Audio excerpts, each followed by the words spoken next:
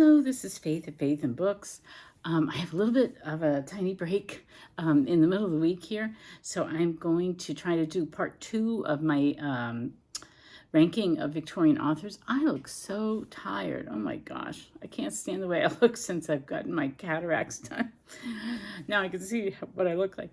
I'm going to get glasses just so I hide my tired eyes. Anyway, so part 2 of the ranking of Victorian novels, all the ones that I've read in my life. So I already did a part 1. That was 25 books, I think, in total. And I was wrong about the, I'd read 4 different authors, more than one book, and 3 by Wilkie Collins. I'd forgotten that I'd read The Dead Secret, which I enjoyed, but I barely remember. I barely remember any of his books, even though I know I enjoy them when I'm reading them. Anyway, I'm going to start coughing. So the part 2 of this. So these are the 3 authors that I have problems with. 2 of them, I've decided I just have enough problems with them that I don't really enjoy reading them. And the third is one that I just can't get traction on. So I've already talked about how I don't get along with Thomas Hardy. I'm very much... I feel a real kinship with Kate Howe, because I think she really says a lot of the same things that I feel about Thomas Hardy. I did initially love him when I read Tess of the D'Urbervilles when I was, 19, 20. But then I started to fade pretty quickly. I've only read like 4.5 novels by him, I think. The one that I think I enjoyed the most was Far from the Madding Crowd. I think because that featured Gabriel Oak, which is what Kate Howe also mentioned in one of her videos, that she really liked him as a hero in one of the Hardy books, the Victorian hero. And so yeah, I think that one was my, the one I liked the most, had the fewest problems with. Maybe I still had problems with that one, but my least favorite would be the one that I DNF, which is Jude the Obscure. Oh, and when I made my video about Hardy and Gaskell, when I was talking about those 2 authors, I mentioned that I thought Hardy was weird and that he was alienated from his wife, but then I didn't say anything further. Not only was he alienated from his wife, apparently he was alienated from his wife because of Jude the Obscure, because it was such a shocking novel. It horrified her. And they grew apart and were alienated, I don't know for how many years. But then she passed away and he flipped out, and he just went into this weird obsessive mourning of her. You can read about this on Wikipedia. And then he married again. His secretary was 39 years younger than him, and her job basically was to help him mourn his first wife. Like, it was a very, very peculiar relationship. And when I learned that about him, I feel like my intuition about Thomas Hardy and the wisdom he might have to share about interpersonal relationships, I felt like I was vindicated. I just don't. He's an author I just don't trust, and I don't like his claustrophobic fatalism. It gets old really quickly to me. So I'm not going to rank the other ones. I also read Mayor of Casterbridge, which I recently reread and did not like. And then I've read Return of the Native, and I vaguely remember that. So I've already beaten Thomas Hardy to death. So the other really popular Victorian authors that I have trouble with are the Brontes. So I read Jane Eyre when I was about 12, and I loved it. Oh, here comes my cat. Wait a second. Could you get out of the way, please? Thank you.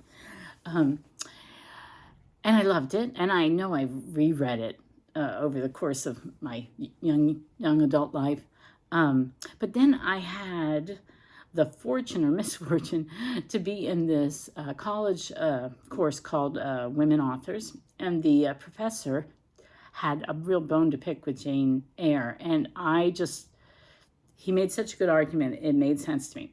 So first of all, I myself had never liked Rochester, so that was a big flaw in the book for me. Rochester was creepy. He's abusive, and he does a really dastardly thing in marrying, trying to marry Jane and make her, become a bigamist. And though he was soft-hearted in other ways, and I guess the gypsy scene where he dresses up like a gypsy just totally turned me off. Totally turned me off. He's just too into mind games, and I'm emotionally abusive and just not. So I never was at ease with Jane winding up with Rochester. Even though, what happens to him, I don't want to spoil things. Have I already spoiled things? Anyway, so I had that issue.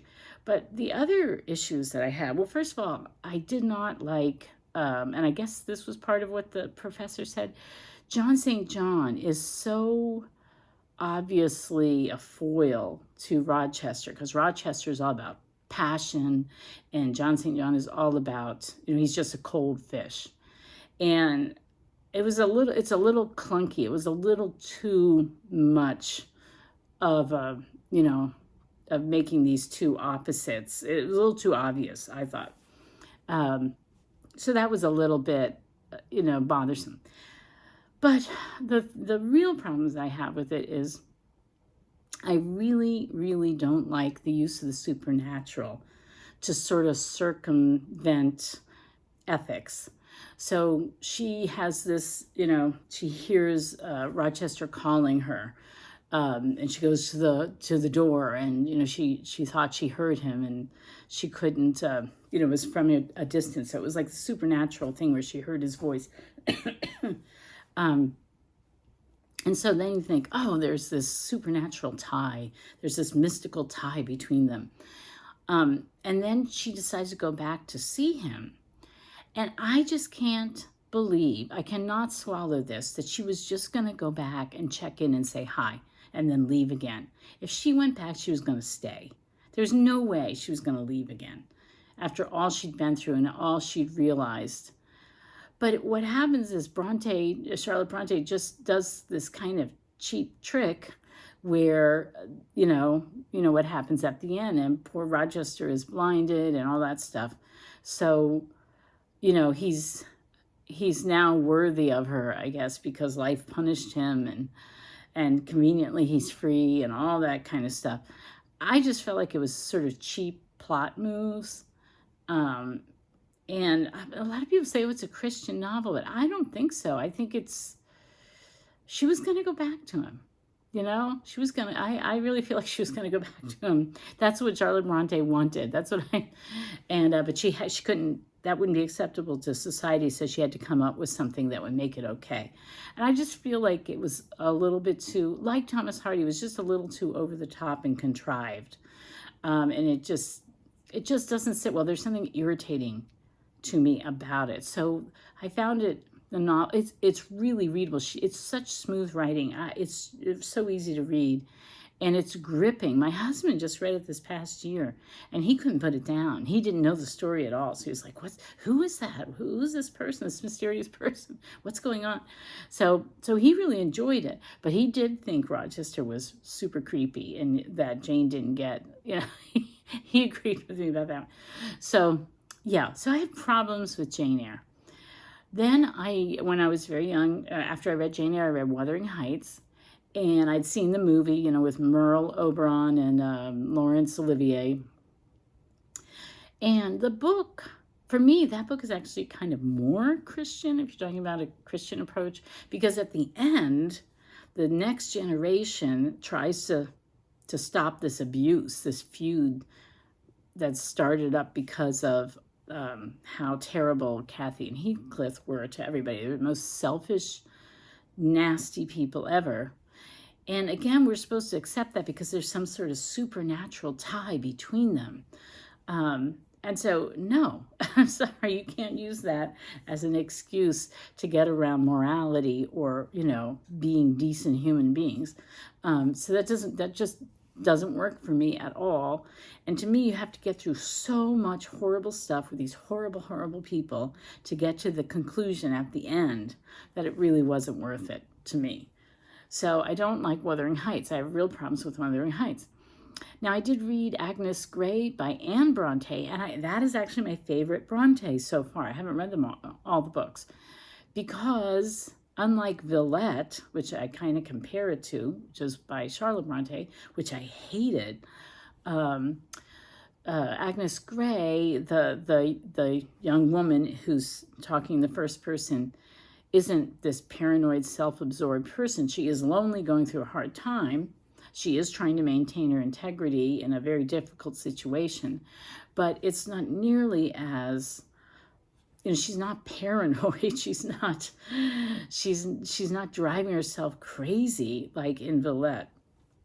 So and Agnes Grey is very easy to read, and I really enjoyed it. It's a very gentle, quiet novel of just this young woman talking about her days as a governess. She's trying to earn money for her family, who was in a bad way, and her different experiences. And then, it winds up with a nice, happy ending that doesn't have anything to do with the supernatural. She just happens to meet a nice guy and wind up with him. So it just, that to me was more realistic, and I liked that it was gentler. I liked that it didn't have all the horrible melodrama in it of the other books. Now, I have not read The Tenant of Wildfell Hall, and I would like to read it since I did like Agnes Grey so much. I really should give Tenant of Wildfell Hall a try. I don't know very much about it, except I know it's a woman in a very unhappy marriage. I think her husband's a drunkard or something. I once saw like a half an hour of a BBC thing, and that's it. I didn't really know much about it. So I would like to read that. I really would like to read that one.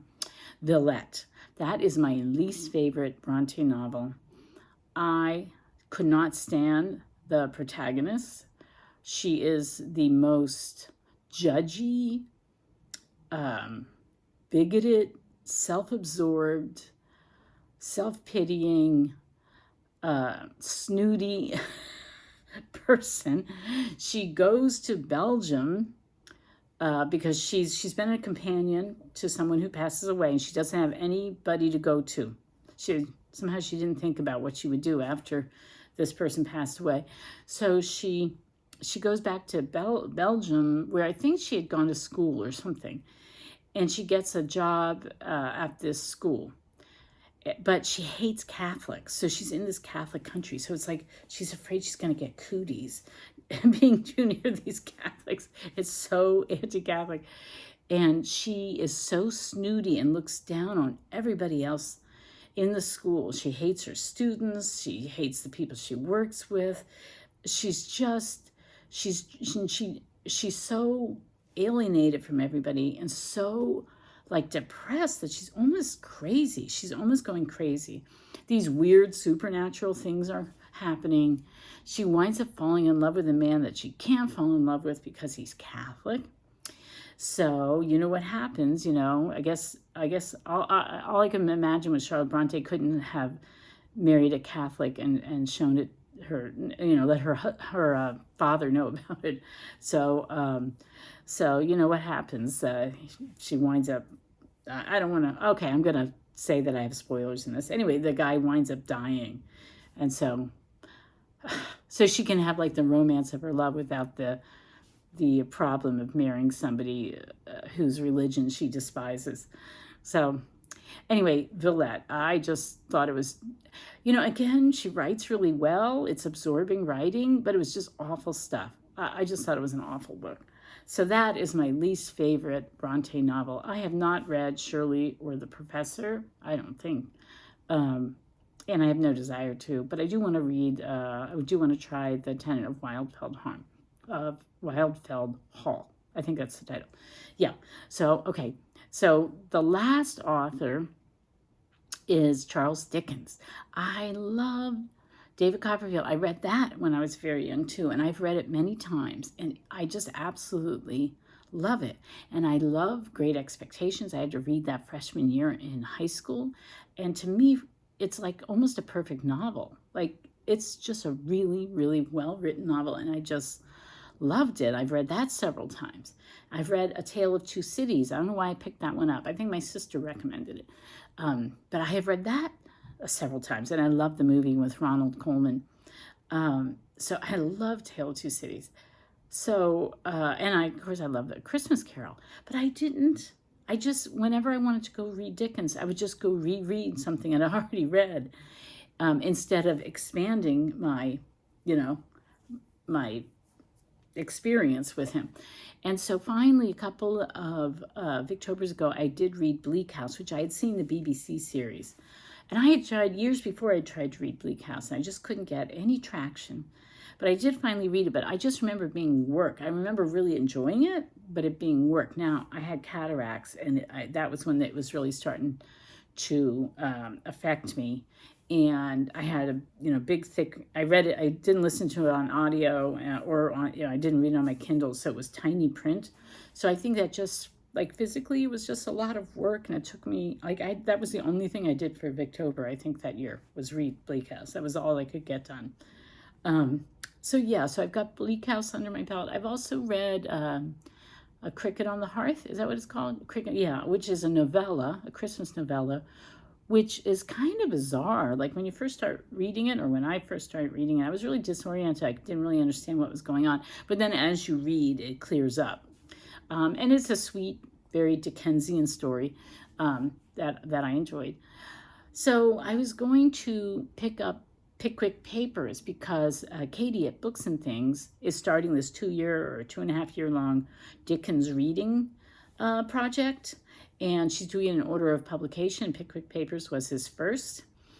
But before that, before I'd heard of that, I had been wanting to, I was thinking the next Dickens that I would try would be the Pickwick Papers because, and I just told this story to some people the other day, because when in the middle of the Depression, when my dad's family was really, really poor and they were like living in one room in this row house, and my dad had to have 3 different newspaper routes because his father couldn't get a job and his mom was sick, and he raised rabbits, and to this day, well, not to this day, he's passed away, but for the rest of his life, he hated rabbits because he had to raise rabbits for food. Anyway, it was a very, very dark time for them, and they were very poor in the middle of the Depression. But somehow they got a copy of the Pickwick Papers, and my grandfather read it out loud to the family in the evenings, and he remembered laughing and laughing. It was just this bright spot in the middle of this terrible time. And so I've always heard, I knew that story, but I've never gotten around to reading the Pickwick Papers. But now I have. I started reading it on my Kindle, and at first I wasn't getting into it. I think it was because I was also still reading George Orwell's Down and Out in Paris and London. I kept confusing the two. But now I'm done with Orwell, so I'm just reading the Dickens, the Pickwick Papers, and I am starting to really enjoy it. It's funny. And it's very Dickensian, so the characters are all great, and lots of comedy. So it's very lighthearted. So yeah, so at least I'm maybe making headway now, and maybe I can expand my Dickens, experience. I do want to read still. I'm not gonna do Katie's 2.5-year-long project because I don't have the stamina. But I do want to read some more. Like I want to read A Little Dorrit and Our Mutual Friend and The Old Curiosity Shop and Dombey and Sons. Those are the 4 that I'm going to go for after the Pickwick Papers. So that's it for part 2 of my Victorian rankings. And I should say that my very favorite Victorian novel of all is David Copperfield. When I think Victorian novel, that's what I think. But next time I'm going to talk about my 3 favorite Victorian authors. And so that'll be part 2. Or part 3. Okay. All right. I better go check because I put the baby down for a nap. But I don't know if he really settled down or not. So I ought to go and check. All right. I'm sorry this is too long again. But anyway, I hope it was worthwhile. I hope you're having a great Victober, and I will talk to you later. Bye.